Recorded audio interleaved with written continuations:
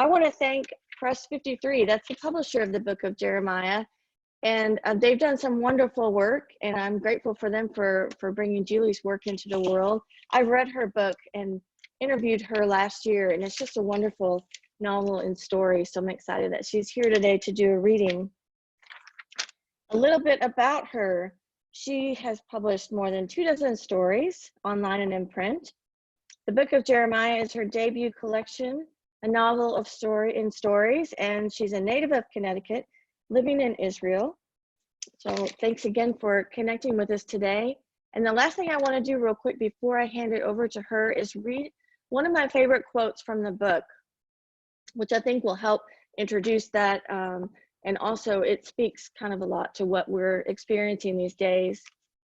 It says, "Now it came to her how to describe the country in one word: resilient. Despite wars and destruction, the people here continually move forward, rebuilding and innovating. Resilience might also be the quality needed for a lasting marriage, the ability to sort through problems and come out stronger." So that's one of my favorite quotes. But with that, I will turn it over to Julie, and thanks so much. Thank you, Christy. That quote comes from the one story in the book that takes place in Israel. So yeah, I think they're walking around Jerusalem trying to come up with one word to describe Jerusalem, or maybe the country, and we have somebody on the call here from Jerusalem, so that's great. So I'm going to give a little introduction about myself and how I came to write the Book of Jeremiah, and with my apologies to people who've maybe heard a little bit of my spiel before. So I'm Julie. I've been living in Israel for 25 years almost. And I always considered myself a writer, but it took me a while before I thought of myself as a creative writer. I was into journalism in college. And then when I moved to Israel, I moved into business writing and marketing writing. And only about 12 years ago, I was sitting in the park across the street from my house talking to a friend of mine, and I was kind of looking around for something else to do, like a new hobby to take on. Should I take an art class? And she said, well, you know, so-and-so, Elizabeth, a mutual friend of ours, Elizabeth takes a creative writing class. And as soon as she said those words, I said, oh my God, that is what I want to do. That is, you know, I would love to try writing fiction.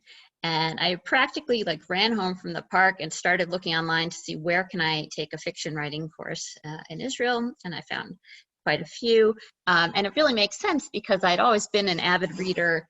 My first career ambition actually was to be a librarian when I was about 4 or 5. My mom used to take me to like the local library for story time. So authors, and particularly fiction authors, novelists, those were like my rock stars. So it made a lot of sense. And I found a woman in Jerusalem who was giving kind of workshops from her home. He didn't need any you know, prerequisites or any, you know, he just could come. And she, when I spoke to her on the phone before I went to my first class, she said, okay, what I do is I give you a prompt every week, and you have to come in the following week with up to 4 pages, double spaced. It could be a story, it could be a memoir, it could be a poem, whatever you want. Sorry, I don't know if you can hear my dog in the background. He's having a little sneezing attack. So apologies for that. Anyway, she said, I'm going to give you your first prompt, and the prompt is write something about a secret. And as soon as she said that, I started my, you know, my brain started going around trying to think, what could I write about a secret? And I came up with a little story, and I loved going to that class every week, trying to think about what I could write about, how I could develop characters and a plot line around these prompts she was giving us. So that was a lot of fun. And I really developed a love for prompts during those first, you know, that first class, or those first classes. I was there for about a year and a bit, and it was a great, wonderful, supportive environment to start. I got a lot of great feedback from the teacher and from the other people in the class. But at some point, the feedback was all just wonderful, wonderful, wonderful. And I was like, okay, I need to find another teacher who will give me some more constructive criticism. So I did. And I went to the other, in the other direction from where I live, towards Netanya, which is on the coast, kind of between Tel Aviv and Haifa, for those of you who are familiar. And I started taking a class there with someone who teaches at Bar Ilan, which has a creative writing, an MFA program in English. And he was one of the heads of the fiction department there. Before I go further, let me just give you a little bit of an introduction to the book, even though Christy already did. So it's the novel and stories that tells the tale of Jeremiah Gersler and his family. Here's the cover, if you haven't seen it. And it spans from Jeremiah's childhood during the Depression up through the contemporary era when he's an academic in New England. And each story can be read as a standalone story, or they can be taken together as a novel. And it kind of provides a picture of his life. And the central question might be, how should we live? Because Jeremiah, he's not always an easy guy. He loves his family very much, but he's not always. He's sometimes very harsh on them. And when I was doing one of my first author talks last summer, one of the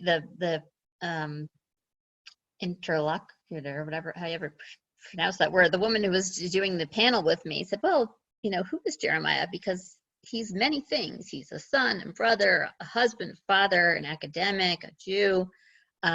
He's kind of like a member of the family, like a kooky uncle. But as a child, he was a wilde chaya, as we would say in Yiddish, a wild animal. He's ambitious, but he's also, and very successful in his career, but he's also very insecure. And he's at times lonely. So he displays a lot of characteristics. And as I said, we one of the questions is how should he be living his life? And now I want to get back into why and how I started to write this book. So I mentioned that I love prompts, right? And when I was at this other writing class near Netanya, I said to the teacher, when I first started, I said, okay, I need a prompt. What's the prompt for the next class? He said, no, I don't believe in prompts. And I said, no, really, I do much better with a prompt. And no, just write whatever you want to write. I'm not going to give a prompt. At some point over the course of the class, I convinced him, and he gave me a prompt to write it was an optional prompt. Said, write a story about someone who is definitely not you, but who does something that you're interested in. It could be a career, it could be a hobby. You don't even have to know a lot about this career or hobby or interest, but you have to be interested in it. And okay. So I wrote a story about a woman, African-American woman, so definitely not me, who's a landscape architect. Again, definitely not me. I like to putter around in my garden, but I don't really know anything about landscaping. And I really loved writing that story. And I did some research for the story also. The character lived in Connecticut. And I sent my mom to the local nursery saying, like, would you plant such and such trees in Connecticut in this season? And they gave her some feedback. And so I really enjoyed the process of trying to write somebody who was definitely not me, and the research part. And when I handed that story in, I got really great feedback from my writing teacher. He even took me aside after the class and said, it said the words that every, aspiring writer wants to hear. He said, you've got what it takes, keep going. You can do this. Just keep it up with your writing. And since I got great feedback and I really loved the prompt to begin with, I said, okay, I'm going to take this prompt and use it again for my next story. And I wrote a story again about someone who's definitely not me, an 82-year-old man But this time I made it a little closer to home because I made him a Jewish man, and I made him, his interest was that he takes up baking in the story, which I do know a lot about. When I finished writing that story, which is called Mixmaster, it ends up being the final story in the book. I was just kind of taken with this character of Jeremiah, and I decided I really want to learn more about him. How did he become the person he is today at age 82? I wanted to unravel his life and do it in a novel and stories. I had also recently read Olive Kitteridge by Elizabeth Strout, and I loved that book. So that was kind of my model of going through the whole thing. Is okay, I want to write standalone stories, but taken together, it forms the picture of a life. So maybe I'll read two little segments now, and to give you a little bit of a sense of, two different views of Jeremiah. I'm gonna skip around a little. I have to skip over a few things in each scene, but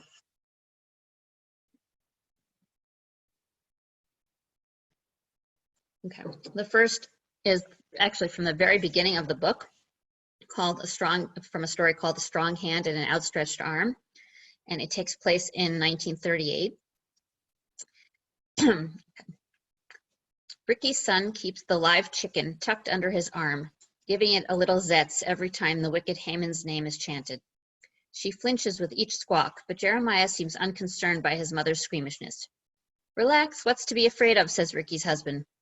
Leave it to Abe to dream up the perm costume of a ritual slaughterer for their 11-year-old, arranging with the fowl market in East Bridgeport to borrow the bird for the night.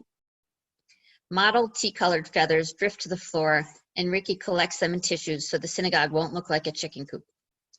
Looped around Jeremiah's belt is a 6-inch long fake knife made out of plastic, a straight blade with no point at the end.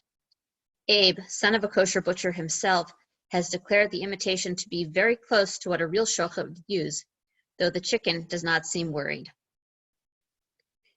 When the reading is over, everyone shuffles into the social hall for the costume contest and festum perm activities. Even the synagogue's Hebrew teacher is bemused, shedding his customary exasperation. A better costume for him you couldn't pick. Ricky offers a tight, uncomfortable smile. She detects an underhanded compliment. The man is not in the habit of heaping praise on her middle child. A firm hand at home, some discipline is what he needs, the teacher had said only a few weeks ago, following Jeremiah's third prank in class. Oy vey's mir. Abe's many good qualities do not include toughness in the discipline department. Now, waiting for the magician and costume contest to begin, Ricky chats with her girlfriends while keeping an eye on her children. Lenny stands off to the side with another gangly 14-year-old, and Ruthie plays clapping games with 2 friends, all 3 little girls dressed as Queen Esther. Jeremiah is surrounded by a circle of boys waving their hands in his face.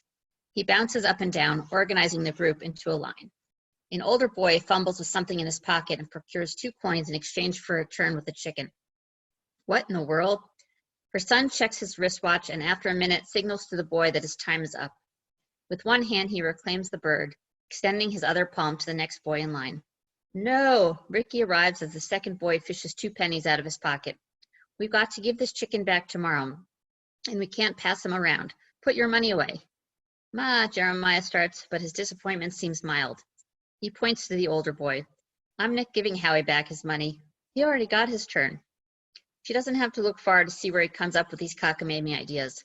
Abe, over in the corner with a group of men, seems barely older than a boy himself, a baseball cap in place of his yarmulke. Her husband chuckles whenever she conveys the Hebrew teacher's reports of Jeremiah's mischief-making. So, knew we put a caterpillar in his teacher's yarmulke? That's a good one.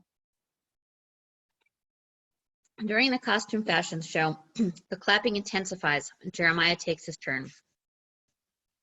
Terrific getup, she hears. The chicken twists and strains as if wanting to escape, and her son makes a show of it, screwing his face into funny expressions. A regular performer, Abe's pals say, patting him on the back. Ricky would like to scurry after Jeremiah to collect the shedding feathers, but Abe holds her back. See how he carries himself in a crowd, Abe whispers, admiring. She wishes her affectionate feelings for Jeremiah would come more naturally. She is nagged by guilt that they don't. She knows she shouldn't compare boys, but from Lenny she gets nachas, pride in his accomplishments. From Jeremiah, only tsuris, troubles and more troubles. A hush falls over the crowd as the rabbi announces the results of the contest. He proclaims Jeremiah as the overall winner, and the little shochet beams as if he's just eaten a month's worth of brisket. He bounds up to the stage to collect the prize, holding the chicken over his head in a victory pose. Even at a distance, Ricky recognizes the mischievous gleam in her son's eyes. All her alarm bells go off. Jeremiah holds the bird by its neck and raises it above his head. She recites a silent prayer that he won't fling the poor creature into the crowd. Frowning, the rabbi leans over to whisper something to Jeremiah. At once, the impish grin recedes, and Jeremiah tucks the chicken back under his arm. Ricky is faint with relief, but mortified, her cheeks scarlet. The rabbi obviously senses her son as a troublemaker and his parents' failures. But the rabbi laughs. Wrong holiday. Never wasting an educational opportunity, he explains. Waving a chicken over the head to atone for sins is performed before Yom Kippur, not Purim. You see, Abe whispers. He knows he hasn't behaved well lately, so he's repenting. Ricky's throat is dry. She's never heard her son express remorse for his mischief. Repent, she asks? I should live so long. So that is how we meet Jeremiah in the book. And the next story is fast forward to when he's 80. So we see a very different Jeremiah. And that reading was long, so I'll try to read a shorter section. This next one. Jeremiah has recently had a book written in his honor, a festschrift, which people have, academics sometimes have written in their honor, like a book of essays. And there's now a book reception, and he's not so keen on going to the book reception. And the dedications at the front of the book, which his editor had not let him see before the publication, he wasn't so thrilled with these dedications. They made him, they didn't make him out to be such a great guy. Hang on.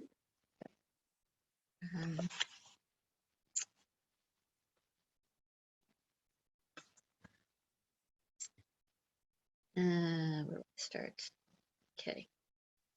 On the day of the book reception, Jeremiah grits his teeth and dons a lightweight sports jacket and sandals. It's a bad idea, he says, warning his wife. No one's going to come. Come on, this is going to be nice. They're honoring you and your book. She speaks as if he's an unpopular teenager, a mother encouraging her son to make more of an effort in social situations. You can do this. His mind is numb for the 10-minute drive to campus. Save 4 or 5 cars, the parking lot behind Dalton Faculty House is empty. He winces. Let's get this over with. Molly rummages in her oversized handbag and produces a boutonniere. Oh, for God's sakes. Shh, you'll be fine. She pins it to his jacket. Inside the faculty house, he's vindicated. No one attends book receptions, certainly not one planned with the spectacularly bad timing of a Sunday afternoon in mid-August when people are on vacation. They've invited a dozen couples, but as Jeremiah glances around the room, he sees only 4 friends, 3 of Molly's, plus the on-again, off-again companion of one of them, a man Jeremiah's only met in passing. The other husbands, the ones who are still alive, are probably out playing golf. A notion previously skimmed over and ignored hits him with terrific force. Their friends are Molly's. Jeremiah files through the names of the men he's been close with at one time or another. Some have died or moved away, but he can't blame everything on death or distance. His former friends include Phil and Sam Cohen, brothers whom he genuinely likes, but whose wives he's managed to offend on separate occasions. Skipping a bit, and his daughter enters, grumbling to her. I told your mother we should cancel the whole thing, he whispers. Can I get up there and just say, thanks for coming, enjoy the food, I've got to run now? No, you cannot. Smile and try to be gracious. Someone nudges Jeremiah towards the front of the room. Despite a sickening sensation in his stomach, his legs obey. His mouth is dry, and he motions for Hannah to bring him water. He glances at the small crowd, now close to 20. I kind of figured nobody would show up, so I didn't really prepare any remarks. A complete lie. Inside his jacket pocket are 5 single-spaced pages of musings on the international political economy. Thank you all for coming. Thanks to Peter, my editor, and to Marcella, my research assistant. Where are you, Marcella? He doesn't see her. I guess she had other plans. One of Molly's friends emits a nervous titter. He clears his throat. It's funny to see a thing like this out in print. I mean, who's going to read it? Peter, the editor, his face pales. Molly's eyes are urging him to do something, to say something, but he can't understand her meaning. Sorry, I really am. Jeremiah searches for words, coughing into his hand. I'm very honored, and I could probably give you a synopsis of some of the conclusions in the book, but if you want to know what they are, you have to buy it. He looks at Peter triumphantly. That way we'll have at least a few sales, ha ha. His forehead is slick with sweat, and his mind goes blank. He can't seem to form in his single intelligent thought. Sorry, I guess I'm just a little verklempt. That's Yiddish for overcome. I actually haven't had a thing to drink, though I probably should have. Molly is at his side, whispering in his ear, and he holds up a finger to the crowd. Just say thank you and how much this means to you, and then goodbye, she says. That's it. He ignores her.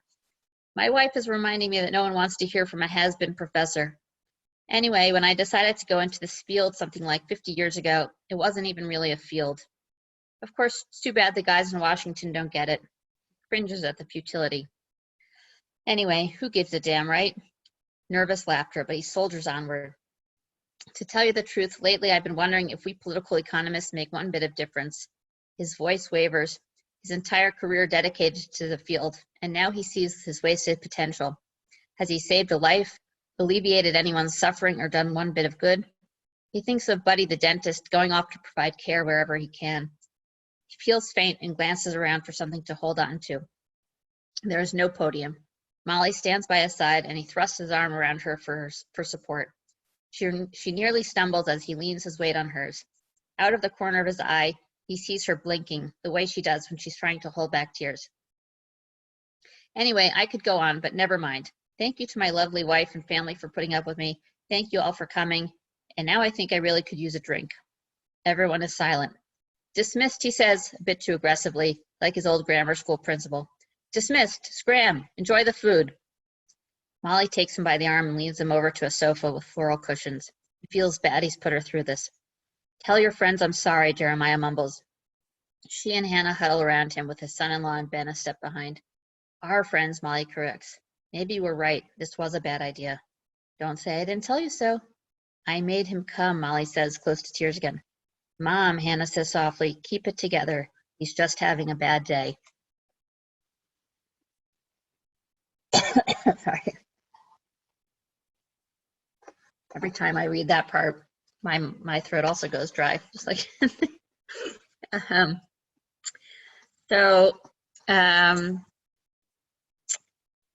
I just say a few other things, and then I guess we can open it up for questions. But one of the things I loved about writing this book was particularly with the stories that took place, say, 1972 and backwards. I did a lot of research for those stories. There's one story that takes place at the tail end of World War II when Jeremiah is a soldier Europe has been, the war's over in Europe, but it's not over in Asia yet. In that story, Jeremiah has been in the Signal Corps, and even though my grandfather had been in the Signal Corps as well, I had to do a lot of research on, what were Signal Corps soldiers doing in France after D-Day, or what kind of equipment would they have been using, and what was their what was their mission. And another character in that story was a combat nurse, so I had to research what were combat nurses doing and seeing and experiencing in the Battle of the Bulge. And I know there's two people on this call who have written, one a nonfiction book and one a fiction book around that same period. So you guys, I'm sure, also a huge amount of research. But for a lot of these stories, I did research. There's another story that takes place at the tail end of the Vietnam War, where Jeremiah is chaperoning his daughter's field trip to Washington, and they get in on a press briefing. And I took you know, transcripts from press briefings of exactly that week, and I was, you know, looking up the days to figure out, did it all make sense? I have another story that takes place during the World Series of 1932, I think. So, you know, I found all the box scores for Game 4 of the World Series. So I really loved the research part, and just loved kind of delving into these firsthand sources. The other thing I'll say is I put a lot of family lore in the book. Not the, you know, the characters aren't really based on anybody, but certain things they do. For example, in that first story that I read, when Jeremiah is dressed up as a ritual slaughterer, shochet, because my dad had been dressed up as a slaughterer, as a ritual slaughterer for one Purim as well, and he also carried a live chicken around his synagogue. So, you know, not that my dad's personality is anything like Jeremiah's, but, you know, little fun bits that I put in the book. And I guess I'll just close with why I write. And even it's been a revelatory process for me. It took me about 5 years from start to finish, from the first draft of the first story till the final draft of the last story. There were a couple stories I threw out or completely redid. So altogether about 4.5, 5 years. And then once the book was accepted for publication, and I was doing all these interviews last spring, and I was getting questions like, what's the takeaway from, you know, what do you want the takeaway from the book to be? It made me think more about, you know, why did I write this book, and why, you know, what is the takeaway? And, you know, so, you know, what I've come to realize is that I write to kind of figure out what I think, or how I see the world, or how I would like to, you know, how I would like the world to be. So one of the things I posted on my author page a few months ago was like an infographic of with tips for writers or something, and like the little quote I put on the top of the infographic was, writing is good for your health. And I could definitely say that writing is good for my health. So it's definitely helping me, certainly in this period. And those of you who are on the call who are writers, I hope it's helping you as well. So I'll stop there and see if there's any questions. Thanks so much, Julie. Miles, I see your hand is up. Do you have a question? Yeah, you can go ahead and unmute yourself, or I can do that for you. I've never unmuted myself in my life. Okay. Am I unmuted? Yes. Okay. I wanted to ask you why you chose the name Jeremiah. And then let me just ask if it has something to do with the last story you read about the presentation at the book presentation. There was a line in there about people in Washington don't listen, which is, of course, most prophets. Right. Well, might be a little bit of a disappointing answer, but it kind of was a random choice that I picked in the story when he's 82. So it's actually 2 years after the book reception story.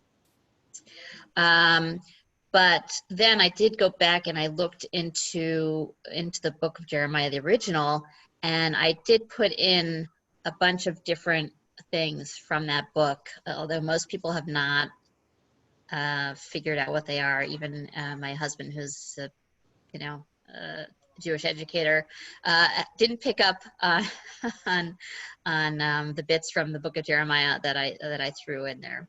But yeah, and you know what? I hadn't even thought about that the guys in Washington don't get it as another parallel to the book of Jeremiah. So that's the third one. There's two others that I direct quotes that I took from the book of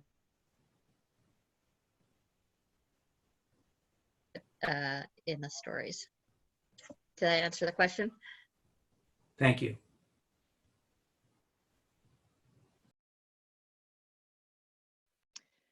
It's funny, Julie, that you would say, you just picked it at random. I think, based on Miles' question and how it worked out, I don't think there's any accidents in writing. I really don't. I think, that's kind of the way the universe and our creative genius works, that we're open to these things and it sort of gets dropped. And then later you go back and figure things out and see where it all comes together.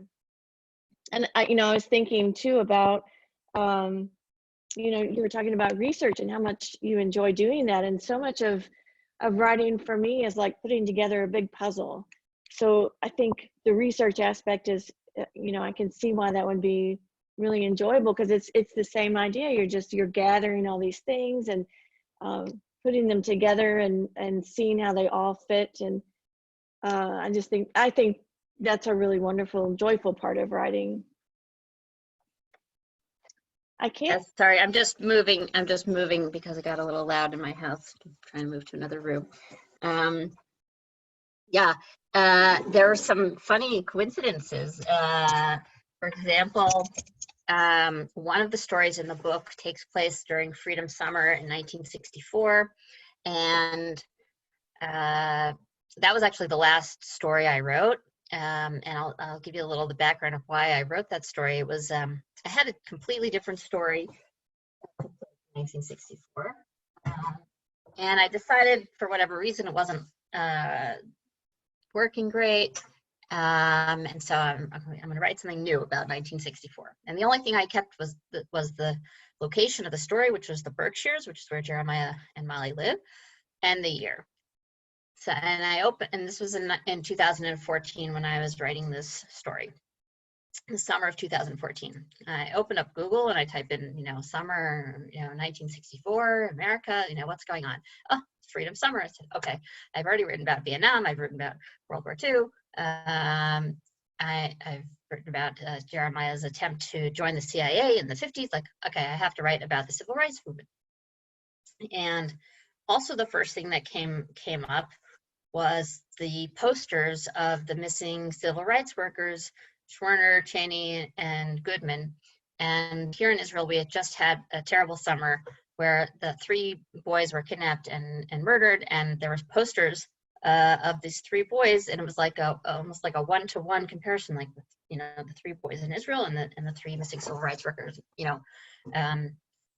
60 years later, 50 years later. I have to write about this. So I wrote the story. It takes place all on one day in August 1964, which is the same day that there was an incident in the Gulf of Tonkin that led to the escalation of Vietnam.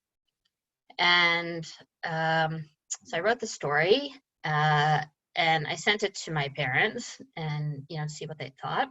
And my mom said, oh, well, your uncle was there in Mississippi during volunteering during Freedom Summer. I had no idea. He was down there with a group of lawyers volunteering, and so I proceeded to interview my uncle, and probably took 4 pages of single-spaced notes from my, about his summer, and he remembers where he was when they found the bodies and the reactions, and probably all of that only made it into 1 or 2 lines in the story. But now I had this 4 pages of notes about his summer, and I sent it to my cousins, and now it's kind of part of our family history also. So yeah, it's funny how things work out. I had no idea that when I wrote the story I was going to find that out. Yeah, that is a cool story. Well, I'm keeping an eye if anybody else has questions. I certainly have more. I took a bunch of notes while you were reading, just kind of, I really liked a lot of the things that you said. So I don't want to take over. If anybody else has questions, just wave or drop me a note in the chat box. But while I'm waiting for that, I really like that you wrote about a protagonist that isn't living this perfect life, that like you said, he has a lot of flaws, and I think that's a great way as a reader to develop some compassion for the characters, and then in turn, as we look, you know, whether it's fiction or nonfiction, it always influences the way that we see the world. And so, you know, reading about Jeremiah and all his flaws, and we build a little compassion, it becomes this interesting thing that we start rooting for him every time he either ignores his wife's advice, or he offends someone, or he does, you know, he makes this mistake that you're like, oh, you know, and you keep rooting for him every time. And so it's a really great way to just kind of pull the reader into the story, and start making connections, and seeing things differently. So I thought that was really, really one of the interesting things about your book that I enjoyed. Thanks. I mean, you know, I said that Olive Kitteridge was my model, and it's funny, even though I loved that book, only now, just like last week, I finally got my husband to read it. And so as he was reading it, I got to talk to him more about it. And I remember in the first story of Olive Kitteridge, which I think is called Pharmacy, it's mostly about her husband, and she doesn't come off as a very likable character. You know, she comes off pretty negative.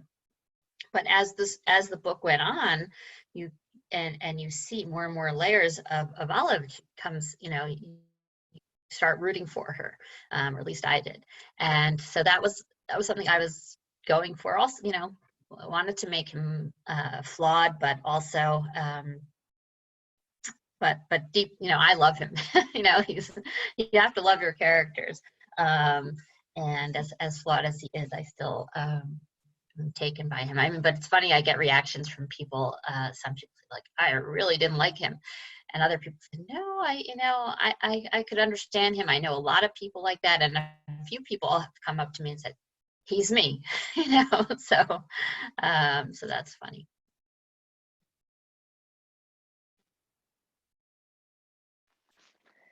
Well, in thinking about him as a character, I was also wondering, you know, because you said you started with the first story, Mixmaster, where he's an older man, and then decided to expand on his life and see, you know, who he was as a whole. So I was curious how those stories unfolded for you. Did you end up trying to, you know, write him from when he was young in a chronological order? Did they come to you in bits and pieces? Did you explore in different ways? Oh yeah, my original idea was I was going to do this whole thing in reverse chronological order. So although I think, I mean, I wasn't writing the stories in reverse chronological order, but that's how, in my mind, that was how I was going to structure the book. So the second story I wrote was when it takes place when he's in Israel. He's on a trip to Israel with his daughter and his wife in 1992, I think it is. That was the quote you read at the beginning of the session, and then the third story I wrote was the one that takes place in 1945. So I really had jumped backwards in time. And from there, I just kind of went back and forth. I didn't really have an order. The way I was writing things, it was just more, you know, what period can I write about next? And I don't even really remember other than those first three stories. And then the last one in 1964, I don't remember what order I wrote them in. But when I was trying to think about how to structure the book, I went through many different orders. When I looked back on my spreadsheet, I had like 6 different orders. And I had flashcards, and I was trying to write, you know, the themes and the characters. And the thing that finally cracked it for me was one of my writing teachers. I went to a writing conference in 2015 at Vermont College of Fine Arts, which was an amazing week. And my one-on-one with my teacher, I said, okay, I need your help in trying to figure out the structure. She said, well, and she'd only seen, you know, one story, but I explained to her the concept. She said, well, think about it in 3 acts. You know, you have, 3 acts, you know, and you need to find a balance because of the 13 stories in the book, 8 are told from Jeremiah's perspective and 5 are told from other family members' perspectives. There's one from his wife's perspective, wife, daughter, son, brother, and mother. So you need to find a balance between, young Jeremiah and middle-aged Jeremiah and older Jeremiah and the ones from his other family members' point of view. So once she told me that, break it into 3, that really helped. And the other thing was that really helped was a craft essay by David Jouse, who's also a Press 53 author, who has some great short story books, but also some great craft books. And the essay is called Stacking Stones, I think. It's in a book called Alone with All That Can Happen. And he goes through the many different ways you can structure a story collection. And one of the ones that stuck with me was finding a common thread.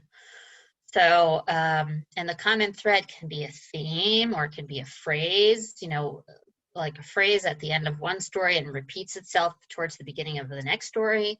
Like a very subtle though. So I tried to do that in coming up with the final structure. So just one example of this is there's one story where it takes place in the 80s. Jeremiah's daughter is getting married and he's having a bit of a freak out, and his son is sent to go kind of rein him in and make sure he's gonna like show up to the wedding and not, and behave okay.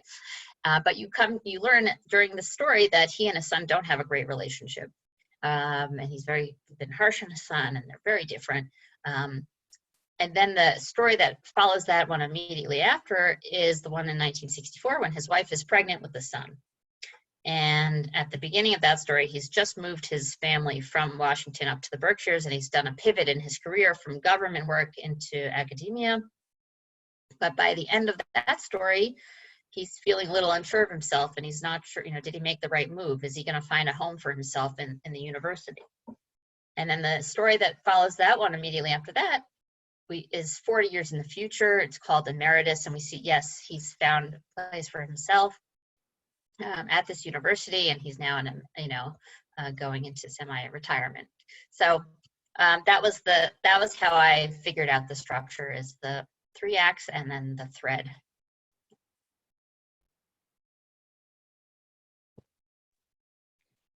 Thanks for sharing that, and thanks for that that book that you mentioned. David Jouse, did you say? How do you say David Jouse? Yeah, I'll put it in the chat.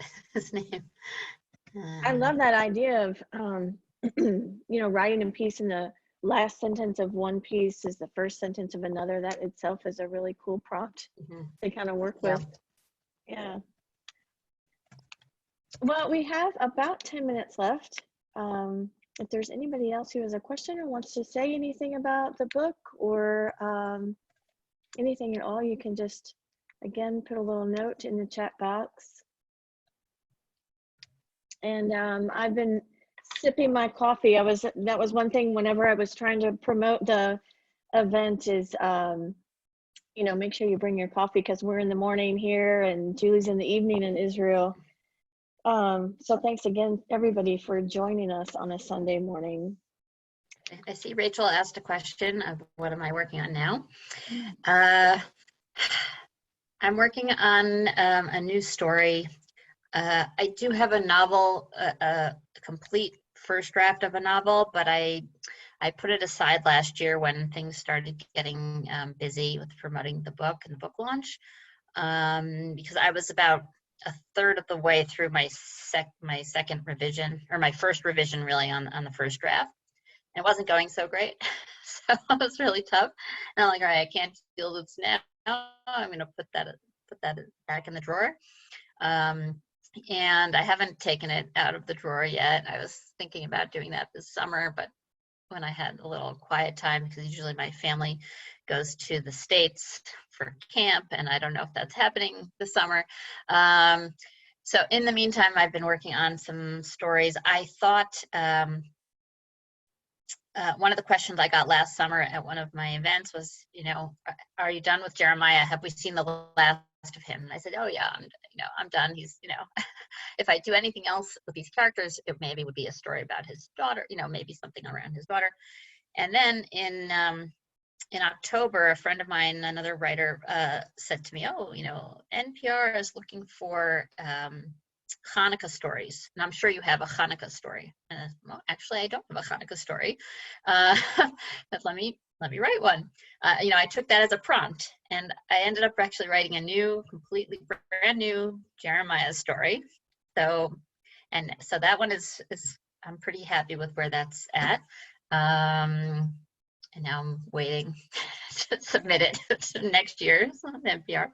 And now I'm working on another new story with the same characters, this one from Molly's point of view. So I guess I wasn't done with them, and we'll see. We'll see what happens.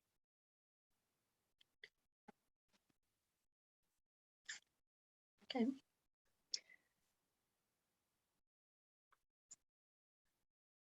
Thank you, Mary. And Sandel, can I give a little plug for an event I'm hosting in a few weeks? Okay, so Sandel Morris is here on the phone, and Erica was here before. On May 31st, my little literary group, which is really just a Facebook group that I made last year in Modi'in, to bring local authors to meet readers here in my home city in Israel. We had a bunch of events, and now that we're not meeting in person, I figured let's bring some authors from abroad. So on May 31st, Sandel is speaking about her new book, which just came out last month. And Erica is speaking about her book of poetry, which came out, I think, in December. And Ellen Mirapol is speaking about her novel, which also came out recently. So come to that. You can go to my website. There's a way to register for that on my website. I'll be promoting it on Facebook, of course. Yeah, that sounds great. Thank you. And you've got one more question. Oh, from my mom. How old is Jeremiah in the new story? Let's see. The one that I wrote around a Hanukkah story takes place in 2000. So I guess he's 74. And the one I'm working on now is in 1986. So about to turn 60. Yeah. Takes place in Tanglewood, Mom. You'll like that. And I put links again in the chat box so you can take a look at Julie's website and look up that event that's coming up at the end of May, and link to Press 53 where you can check out her book and some of their other books. They've got, like I said in the beginning, they've got some wonderful books that they've put out. And the last thing I wanted to say as well is, well, a couple of things. So I know that Julie does book clubs. So if you are in a book club or you know someone who's in a book club, certainly reach out to her. The book, again, is a wonderful read and it sparks a lot of discussion. So I think it would be an excellent choice for a book club. And then check out our Hidden Timber Books website as well for the upcoming readings that we have online. Next Sunday or next Saturday, we have Carrie O'Driscoll, who's going to read from her memoir. And then a weekend after that, we have a YA weekend. So we have two readers. Beth Kephart is going to be reading, and Gila Green is going to be reading. And Gila is also from Israel. So it'll be another international event. That'll be a lot of fun. And, you know, I would just want to say again, Julie, thanks so much for joining us.